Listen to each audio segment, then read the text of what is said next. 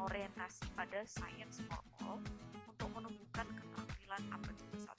Kita akan potong satu persatu, kita akan meneliti mulai dari apa itu science for all dan apa itu keterampilan abad 21. Saya yakin kalian sudah sering mendengar gitu ya kedua term atau istilah ini. Yang pertama, kita akan bahas mengenai hakikat sains. Pada mata kuliah yang lain, saya yakin di MIPA dasar, kemudian filsafat sains, dan juga mata kuliah yang lain, Anda sudah mendapatkan penjelasan mengenai apa itu hakikat sains. Pada hakikatnya, sains itu dipandang oleh Sun dari 3 hal, atau nature of science, hakikat sains. Yang pertama, proses sains atau scientific process, kemudian ada juga scientific product atau produk-produk ilmiah, dan yang terakhir adalah scientific attitude. Di sini ada sikap dan noble value atau noble value, istilahnya sikap-sikap yang mulia gitu ya, nilai mulia. Jadi ketiga hal ini saling berkaitan satu sama lain dan tidak bisa dipisahkan, baik itu proses, produk ataupun sikap ilmiah. Jadi ketiganya harus beriringan gitu ya. Kemudian Chiapetta dan Kobala pada tahun 2010 mengemukakan 4 hal ya. Nature of science atau hakikat sains itu dipandang menjadi 4 hal. Saya mencoba mengintegrasikan dari pendapat Sun, kemudian saya integrasikan menjadi pendapatnya Chiapetta Kobala ya. Kalau Chiapetta Kobala itu saya masukkan science as a way of investigating di sini ya. Science as a way of investigating saya masukkan ke scientific process. Kemudian science as a body of knowledge-nya si Chiapetta saya masukkan ke scientific product, dan ada satu lagi yaitu science as a way of thinking, jadi scientific attitude. Sebenarnya mirip-mirip sih kalau kita ingin bahas satu persatu ya. Ada satu lagi pernyataan dari si Chiapetta belum masuk ke ranahnya Nature of Science versi Sun. Ada satu lagi yaitu Science and its interaction with technology and society, atau interaksi sains dengan teknologi dan masyarakat. Nah, ini sangat penting sekali ya. Jadi interaksinya apa sih sains, apa manfaat dari sains itu kalau kita aplikasikan dalam teknologi dan kehidupan bermasyarakat. Jangan-jangan sains itu hanya teoritis, jangan-jangan kita nggak tahu bagaimana praktisnya gitu ya. Nah, sebagai seorang mahasiswa sains, Anda harus tahu. Nah, menginisiasi itu semua, maka pada tahun sekitar 1980-an, ASSS atau the American Association for the Advancement of Science menginisiasi adanya terminologi atau istilah Science for All Americans ya.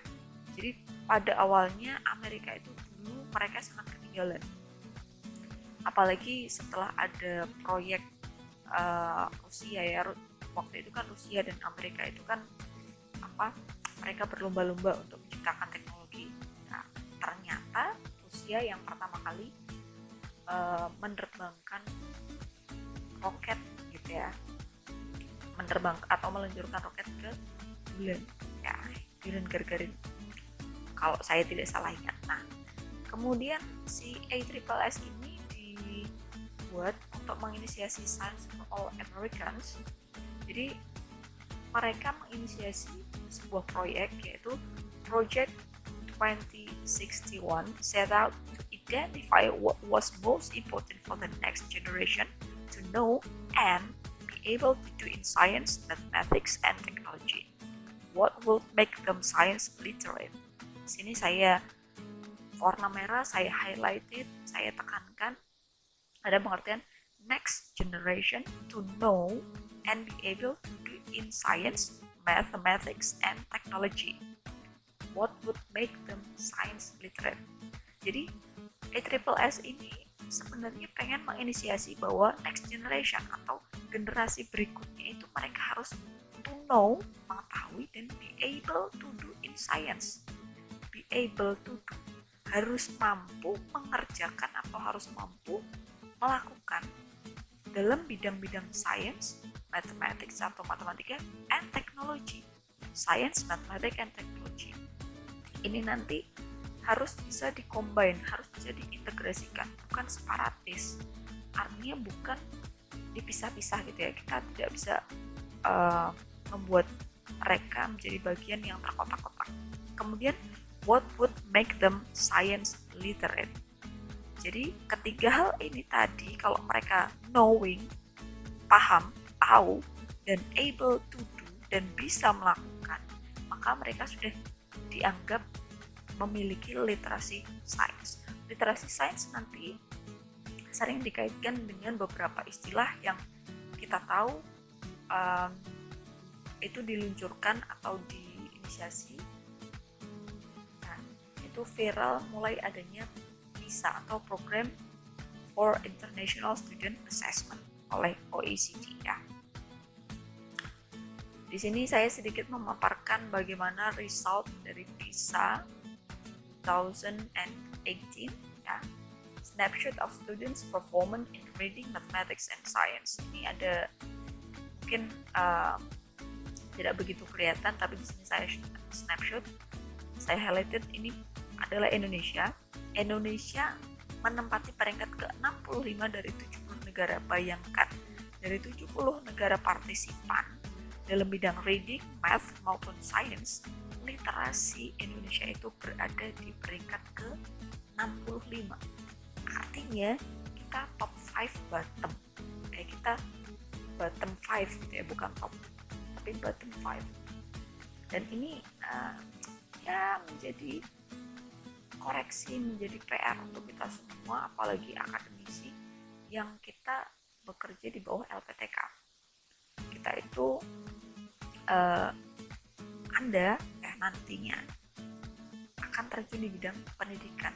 Nah, ranah pendidikan ini apalagi sains, maka kalian harus aware, harus sadar betul bahwa bagaimana caranya meningkatkan kualitas pendidikan di Indonesia. Nah, kalau bicara dari konteks itu tadi, hasil PISA, maka seharusnya hasil PISA itu kan menjadi salah satu dasar agar pemerintah atau dalam hal ini adalah stakeholder, pengambil kebijakan, itu bisa meningkatkan kualitas pendidikan, sehingga mereka tadi, kalau kita balik lagi ke ASSS ya, Science for All, pengertian Science for All tadi, to know and to able to do, to know and to able to do. Jadi mereka harus paham dan mereka harus bisa mengerjakan. Apa yang mereka harus paham dan mereka harus kerjakan? Di sini kalau kita ini sudah hidup di abad 21, otomatis yang harus kita pahami dan harus kita bisa lakukan adalah 21st century kompetensi atau kompetensi abad 21. 21st century kompetensi ya. Jadi, ya mungkin sedikit banyak kita sudah sering membahas ini perkuliahan. Saya akan ulang lagi bahwa jadi ada beberapa pengertian memang ya. Ini saya ambil dari salah satu jurnal yang cukup terkenal. Ada lagi nanti pengertian mengenai 21st century skill versinya P21. Nah, ini beda lagi. Kalau di sini 21st century learning, atau nanti kita akan istilahkan kompetensinya itu namanya 21st century skill, itu menjadi 3 hal atau 3 dimensi. Yang pertama itu adalah foundational knowledge atau to know. Nah, to know. Nah, tadi ada to know and to able to do ya. To know ini adalah dasarnya sekali. Maka disebut dengan foundational knowledge, pengetahuan yang paling fondasi yang harus dimiliki oleh generasi abad 21 itu apa? Yang pertama ya digital atau ICT literasi. Di sini saya menjelaskan seperti ini, kita pembelajaran daring, saya membuat video pembelajaran, otomatis saya ingin meningkatkan kapabilitas Anda semua atau literasi Anda terkait dengan penggunaan halal atau perangkat digital. Artinya saya ingin meningkatkan literasi digital atau literasi ICT Anda. Yang kedua ada core content knowledge, core content. Maka yang dipahami di sini adalah konten inti. Konten inti itu apa? Oh ya, kalau misalnya belajar tentang sains, maka Anda harus paham betul core content dari sains itu apa, ya. Kemudian cross disciplinary knowledge. Nah, cross disciplinary knowledge, kebetulan sekali Anda itu adalah anak IPA, pendidikan IPA, maka Anda paham betul bagaimana interdisciplinary knowledge.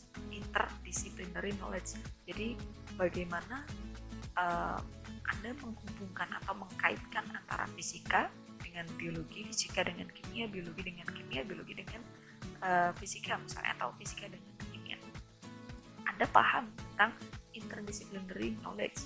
Tapi bagaimana ketika Anda harus mengkaitkan antara sains dengan mathematics misalnya?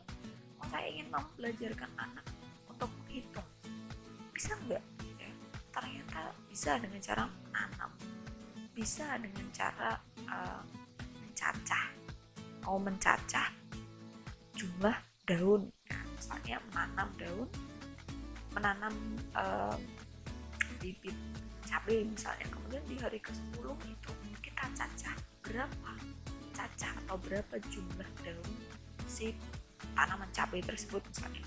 Itu kan cross disciplinary knowledge, ya. Anda menggabungkan antara matematika dengan sains. Boleh juga kita kaitkan antara sosial dengan sains, bisa juga. Kemudian yang kompetensi yang kedua atau skill yang kedua, dimensi yang sangat penting adalah meta knowledge, to act. Berarti kita able to do. Yang pertama, ini sering juga disebut dengan 4CS atau creativity, communication, collaboration, and critical thinking. Nah, kita akan bahas satu-satu.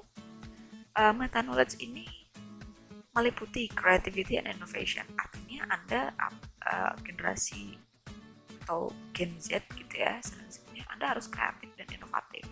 Jangan ngikutin tren doang, tapi buatlah tren baru. Nah, kemudian Anda harus menjadi seorang problem solver dan critical thinker. Anda harus bisa memecahkan masalah dan berpikir secara kritis. Kemudian yang terakhir ada communication and collaboration. Kadang-kadang ini dipisah, tapi ada juga yang menjadikan mereka barengan. Communication and collaboration ini wajib. Anda harus punya kemampuan berkomunikasi, baik itu secara verbal maupun secara tertulis. Communication harus pede, ngomong itu harus paham gitu ya apa yang dibicarakan. Kemudian collaboration, agar Anda itu nanti sukses di abad 21, maka Anda harus mampu dan memiliki kemampuan untuk berkolaborasi dengan orang lain. Anda tidak akan bisa sukses sendirian gitu ya. Kemudian dimensi yang ketiga, skill yang cukup penting, yaitu humanistic knowledge, to value. Jadi yang pertama ada to know, to act, atau to able to do. Yang terakhir adalah to value. Value berarti kita menekankan pada sikap atau nilai mulia. Nilai mulia apa sih yang bisa diperoleh, yang harus kita kembangkan di abad 21 ini? Yang pertama adalah life or job skill. Skill hidup itu apa saja? Banyak sekali. Bagaimana cara Anda bisa struggle atau survive di abad 21. Kemudian yang tidak kalah penting adalah ethical and emotional awareness. Nah, ethical, bagaimana awareness atau kesadaran Anda secara etika. Anda paham, Anda punya literasi digital, tapi Anda juga harus dibarengi dengan ethical awareness. Artinya Anda tidak menggunakan literasi digital Anda untuk berbuat hal-hal negatif. Contohnya, Anda menjadi seorang hacker atau cracker misalnya. Itu secara etis Anda berarti tidak memiliki kesadaran. Kemudian cultural competence, culture berarti budaya gitu ya, berhubungan dengan budaya. Baik, tanpa berpanjang lebar, kita akan bahas satu persatu. Ini tadi ada creativity and innovation, saya akan lebih menekankan kepada to act. Jadi di sini to act itu banyak yang kemudian mendefinisikan bahwa 21st century skill atau keterampilan keterampilan abad 21 itu lebih kepada to act ya. Ada creativity and innovation, critical thinking and problem solving, communication and collaboration. Creativity and innovation tadi saya sudah jelaskan, yaitu kemampuan menerapkan berbagai pengetahuan dan keterampilan untuk menemukan sesuatu yang baru atau bernilai solusi kreatif. Maka sekarang banyak sekali industri kreatif yang bermunculan ya, startup mulai dari Gojek, Grab, kemudian banyak sekali ya startup yang sudah mulai banyak bermunculan dan Anda ya saya yakin pakai gitu ya. Kemudian ada critical thinking and problem solving, kemampuan berpikir kritis dalam menanggapi masalah yang dihadapi dan pengambilan keputusan menggunakan konsep keilmuan yang telah dimiliki. Jadi Anda berpikir kritis dan problem solving ini ya berdasarkan konsep keilmuan, bukan abrakadabra, bukan asal intuisi, bukan wahyu ilahi gitu ya, tapi memang ini Anda itu sudah paham baru bertanya gitu loh. Jangan asal tanya tapi nggak paham konsepnya, itu salah. Jadi Anda bisa memecahkan masalah ya by knowing something, knowing the concept, the true concept gitu ya. Jadi konsep yang benar Anda harus kuasai dulu. Konsep apa? Konsep keilmuan. Kalau Anda anak sains, anak IPA, maka Anda harus paham dulu konsep secara IPA, secara ilmiahnya bagaimana. Kemudian communication and collaboration, kemampuan berkomunikasi secara verbal, tertulis, menyampaikan pendapat atau hasil penelitian, dan kemampuan kerja dalam tim. Ini sangat penting juga ya. Ini bukan berarti mengesampingkan yang lain, tapi communication and collaboration ini menurut saya yang paling penting. Oke. Kalau itu tadi adalah beberapa skill yang sudah saya bahas terkait dengan keterampilan atau skill yang harus dimiliki oleh generasi hidup di abad 21. Lalu kira-kira bagaimana pembelajaran IPA yang baik ya di abad 21 ini, baik itu di Indonesia maupun di luar negeri. Oke, maka kita butuh salah satunya adalah inovasi media pembelajaran IPA berorientasi Science for All tadi yang sudah dikemukakan oleh ASSS. Tapi apakah Science for All itu pengertiannya itu? Menurut saya sih Science for All ini dinamis ya. Kita boleh menciptakan sebuah definisi sendiri. Artinya kalau secara harfiah Science for All berarti science untuk semua. Semua itu golongannya siapa? Ya semua orang. Ya, orang mulai dari kalangan ekonomi bawah sampai orang-orang borjuis, mulai dari yang kita punya keterbatasan yang normal, tidak memiliki keterbatasan secara fisik maupun mental, atau untuk mereka yang ya secara fisik dan mental memiliki keterbatasan. Kita nggak boleh kita harus adil gitu ya, kita harus adil pada mereka. Dalam konteks inovasi media pembelajaran, akhir-akhir ini kita sering sekali mendengar bahwa media pembelajaran itu atau pembelajaran IPA itu bisa diintegrasikan dengan beberapa disiplin ilmu yang lain. Di antaranya ada teknologi, engineering, and mathematics, bisa juga ke sosial. Yang pertama ada STEM, Science, Technology, Engineering, and Mathematics. Pasti ini ya kita umumnya keempat hal ini pasti berkaitan. Kemudian ada STEAM, Science, Technology, Engineering, Art, and Mathematics. Ada art, jadi penambahan seni. Dan yang terakhir ada, saya garis bawahi, ada social scientific issues. Jadi bagaimana isu-isu sosial yang berkembang di masyarakat itu scientific rooted. Jadi bisa kita kaji dari bidang keilmuan sains. Kayak contohnya sekarang yang sedang ngetren adalah coronavirus, novel coronavirus 2019. Dan ya kalau isu ini Anda bisa kemukakan bahkan menjadi sebuah media pembelajaran, saya ini menjadi sebuah novelty gitu ya, ada keterbaruan. kita lanjutkan. Jadi media pembelajaran itu kemarin kita sudah bahas, ada beberapa jenisnya ya, menurut Molenda dan juga ini. Di sini saya akan sedikit mengulas mengenai media yang basisnya ICT. Kemarin saya belum membahas ya.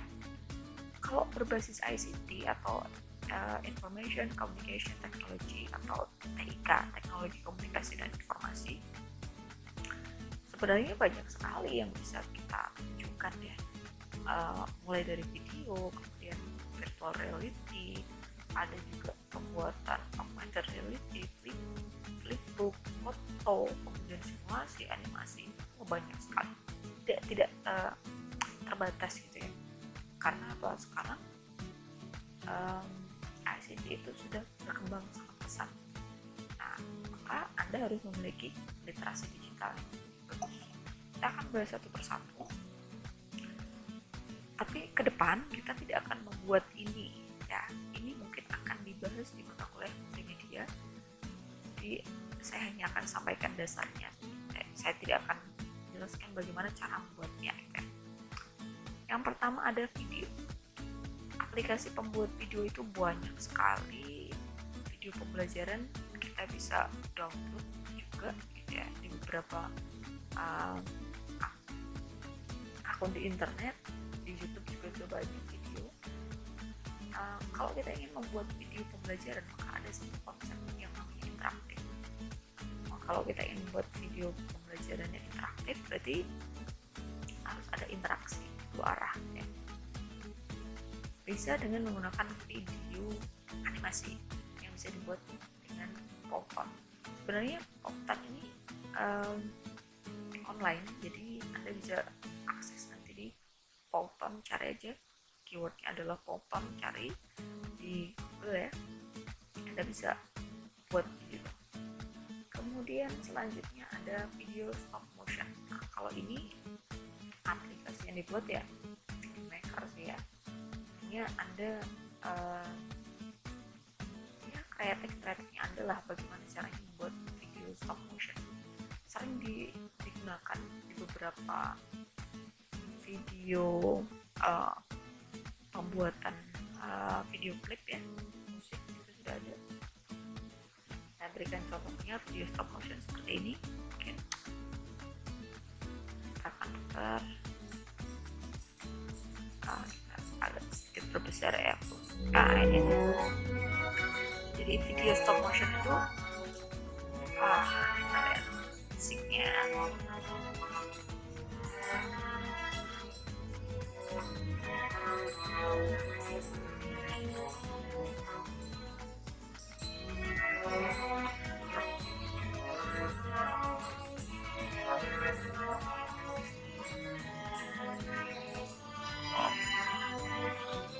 Menarik sekali ya.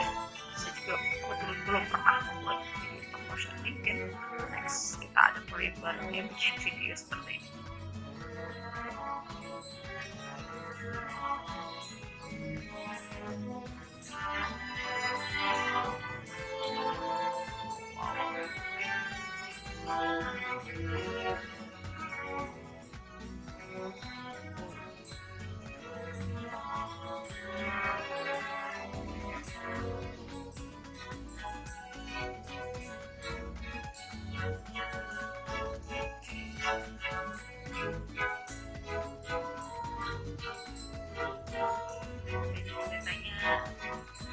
Tentang musik saya.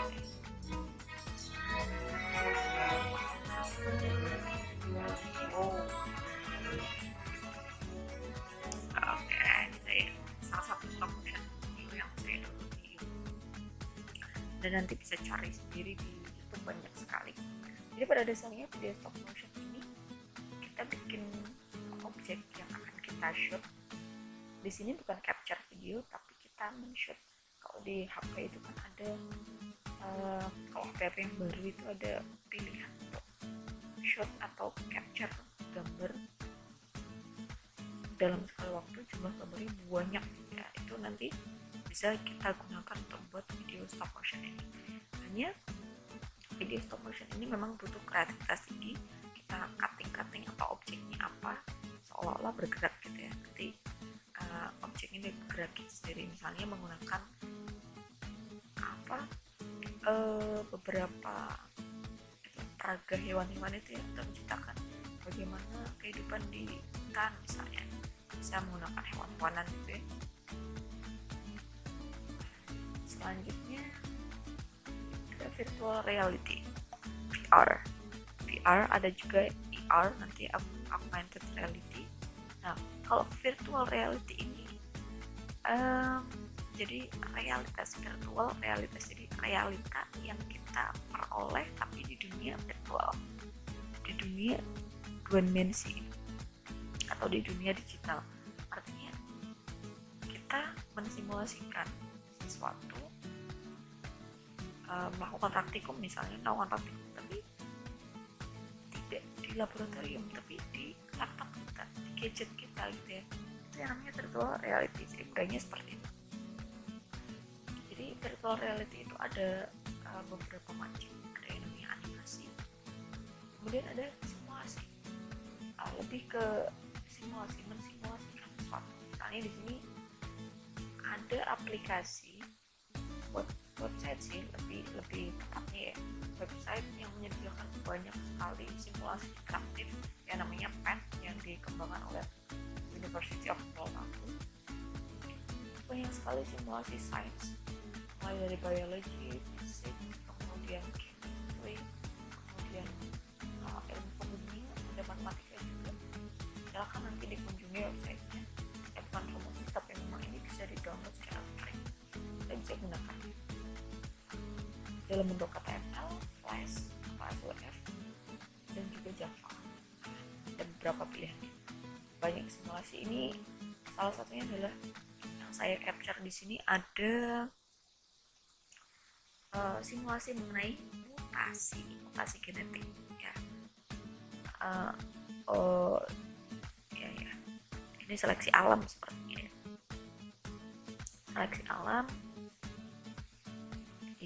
Seleksi alam. Jadi ini ada kelinci putih, coklat, kemudian agak hitaman gitu. Oke, yang selanjutnya ada kita akan bahas mengenai STEM, Science, Technology, Engineering, and Ethics. Kalau kita bicara media pembelajaran berbasis STEM, sebenarnya ide-ide simple, ide yang bisa kita kembangkan itu tidak perlu hanya saja memang kita harus integrasikan ke sains, bagaimana konsepnya, kemudian teknologi, kita gunakan teknologinya. Engineering itu adalah tekniknya bagaimana kalau kita mengukur dan mengerjakan perhitungannya ya. Jadi kita kaitkan keempatnya untuk membuat sebuah media pembelajaran yang dalam hal ini, kalau kita kembali ke pengertian media pembelajaran, suatu cara untuk menyampaikan informasi agar informasi itu lebih mudah diterima dari sumber atau informan ke penerima, dalam hal ini yaitu peserta didik. Maka sebenarnya media pembelajaran itu tidak harus atau tidak fardu ain, misalnya tidak wajib, tidak mutlak dibuat oleh guru. Boleh nggak misalnya media itu dibuat oleh siswa? Menurut saya sangat boleh. Justru dengan demikian mereka mendapatkan real experience, mereka doing something, mereka hands-on, minds-on. Jadi kemarin kan kita sudah bahas mengenai media pembelajaran, Dale's Count of Experience atau kerucut pengalaman Dale, bahwa seseorang yang mendapatkan real experience itu akan memiliki ingatan atau pemahaman yang almost perfect atau mendekati 90%. Ya, kalau 90% otomatis berarti apa yang mereka pelajari itu berarti mereka paham, bukan sekedar paham tapi juga bahkan mungkin mereka nanti akan menjadikan mereka paham dengan force dikasih tadi ya, ada berarti mereka jadi kreatif, inovatif, kemudian mereka bisa jadi kritis, problem solving bagus, mereka bisa berkolaborasi kalau mereka bekerja dalam teamwork, kemudian mereka juga bisa berkomunikasi dengan temannya dalam tim dan mempresentasikan. Nah, ini ada beberapa contoh. Kalau ini sederhana, ini apa namanya, seperti baling-baling yang digerakkannya dengan balon, ya, balon. Kemudian ada propeller car. Propeller car ini prinsipnya adalah menggunakan apa namanya, ini nih, menggunakan karet gelang, jadi nanti dipuntir gitu, ya, memberikan tekanan dari si karet gelang sehingga ada gaya kalau si karet gelang itu nanti lepas, ya, karena kemudian kalau yang ini konsepnya adalah ya sederhana sih, apa, speaker, ya, speaker. Kemudian ada hydraulic elevator. Jadi pompa hidrolik, kita bicara tentang hukum Archimedes, TFA. Ya. Kalau tadi ada stem, sekarang ada steam. Ya. Steam ini ada satu unsur yang unik, yaitu memasukkan art. Art dimasukkan ke dalam science, technology, engineering, and mathematics. Ini cukup menarik, apalagi kalau untuk anak-anak, ya.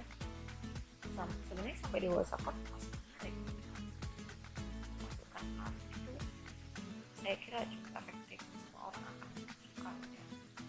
Ini ada inovasi media pembelajaran, contohnya ada DNA origami, kemudian puppet living things stick, food web simulation, atau bisa saya permudah, ini adalah semacam puppet living things. Puppet itu adalah wayang, boneka living things, kalau gitu.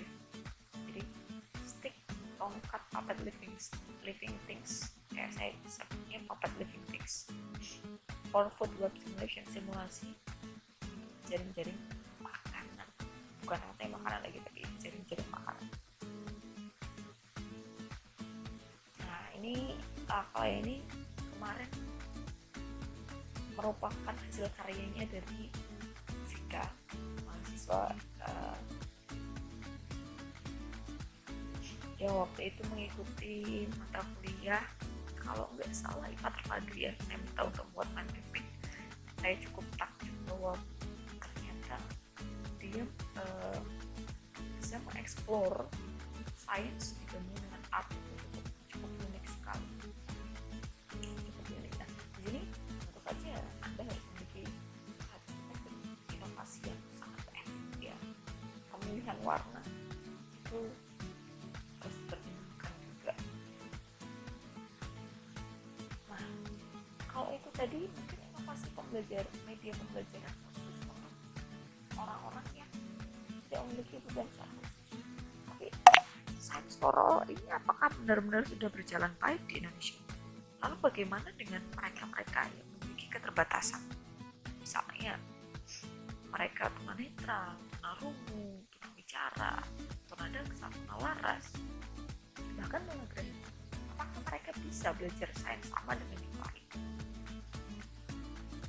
Ya, di sekolah inklusi dan sekolah luar biasa, ya, saya tidak tahu apakah Anda punya pengalaman untuk atau sudah pernah tahu pembelajaran di sekolah inklusi dan inklusi atau belum.